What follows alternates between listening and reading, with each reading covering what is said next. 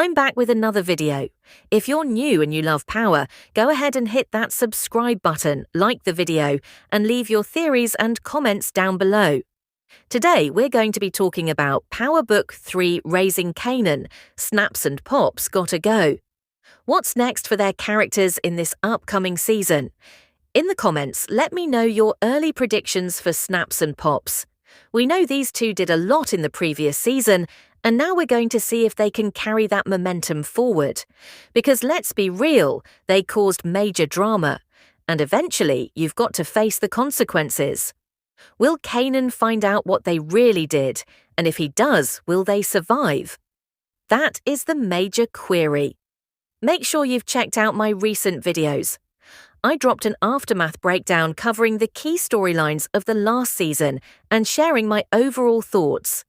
If you haven't seen it yet, please go look it over and let me know what you think. Your feedback was excellent. Also, check out the video with early predictions for the upcoming season. Check out my video about Season 7 of The Chai. Is Reggie back from the dead? Let me know what you think. Now back to the topic, Snaps and Pop Henry. They did a lot last season, slaying Famous, getting rid of Crystal, and convincing Kanan that his mother was behind everything. These two were working in the shadows, putting in overtime. They clearly want power, but the way they're going about it is slick, grimy, and cold-hearted.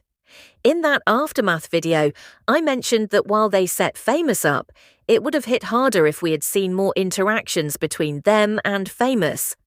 That connection would have made the betrayal feel more personal. Many of you agreed. If the whole unique situation hadn't changed, maybe we would have seen more character development from Snaps and Pop. We didn't see them much, possibly due to shifting storylines. Still, the writers did what they could to make the story work. But as fans, we wanted to feel that emotional impact. Famous didn't even seem like he was going to talk when he got picked up. He just asked for his lawyer. The whole thing with Crystal felt out of pocket. It seemed like they only did that to make Snaps and Pops seem more dangerous. Crystal was eating a peanut butter and jelly sandwich when she fell. That was cold. Moves like that make the audience want them gone. And it'll make Kanan look foolish when he finds out the truth. His mum warned him about them. She told him not to trust them. They've dropped a lot of bodies and are climbing the ranks fast. Rock told him this, I believe, early in the season.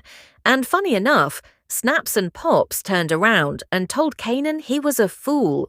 They are gaslighting him in an effort to give the impression that his mother is to blame when she is not. Even Jukebox warned him. She said Snaps and Pops couldn't be trusted. They always have some sort of agenda.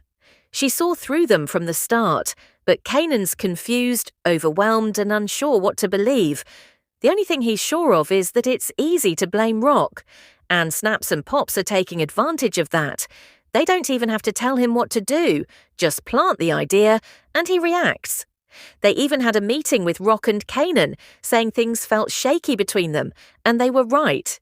These two are not playing games. One of their biggest moves was introducing Kanan to Breeze.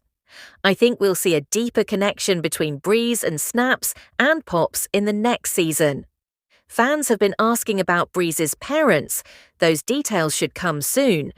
We'll likely also learn how Breeze feels about his aunt and uncle.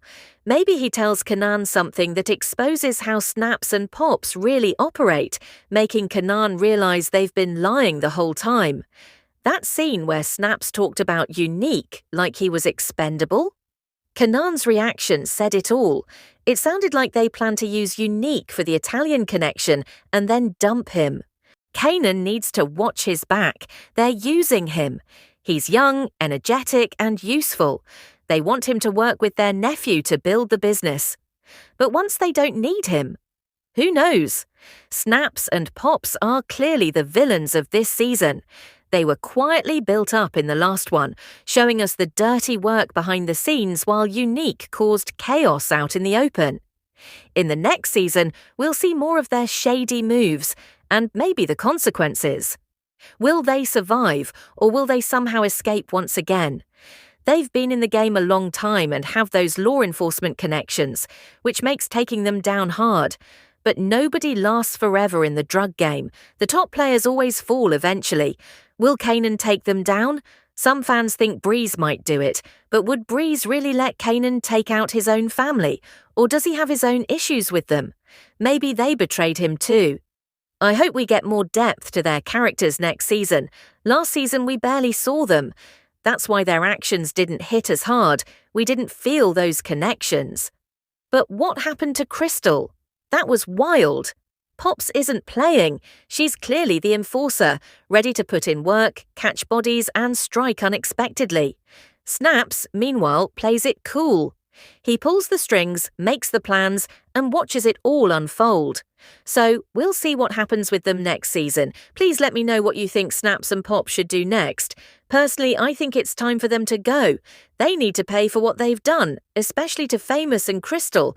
They've earned their fate, but we'll see how it all plays out. Once more, thank you for your love and support. I'll be back with more content on Power Book 3 Raising Kanan soon. I will detail additional characters and plots.